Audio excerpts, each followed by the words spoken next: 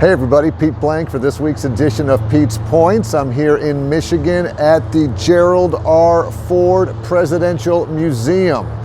You know, I think it was Shakespeare who said something like, some people are born great, some achieve greatness, some have greatness thrust upon them. Well, the same thing can be said about leadership. Some people are born leaders, some achieve leadership, and some have leadership thrust upon them. Well, behind me you'll see our 38th President, Gerald Ford, who had leadership thrust upon him when he had to take over for President Richard Nixon. Going to do something a little bit different here that we don't do very often, and that's sit down for Pete's Points, because this quote really got me. So take a look at what he said. He said, "I am acutely aware that you have not elected me as your president with your ballots. And so I ask you to confirm me as your president with your prayers.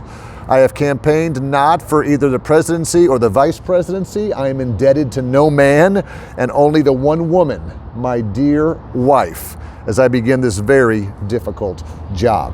So what in the world does this have to do with you as a leader? Well, I love this statement from President Ford because it tackles three things that we all need to be aware of as a leader. One is, I ask you. When he became president, he didn't tell anybody anything. He said, I ask you for your help. Nobody can go through leadership alone. So he's asking for prayers. You need to ask for some help in whatever way you need it when you have leadership thrust upon you. The second thing he says, I'm indebted to no man and only to my wife. Know that when you're in a leadership role and you're in a relationship with a spouse, a significant other, they're on that journey with you. So make sure that you remember that. And the third thing at the bottom where he says, as I begin this very difficult job. Leadership is difficult. We want to be very aware of that it's not going to be a walk in the park. So if you have leadership thrust upon you one day, congratulations. Just make sure that you ask for help.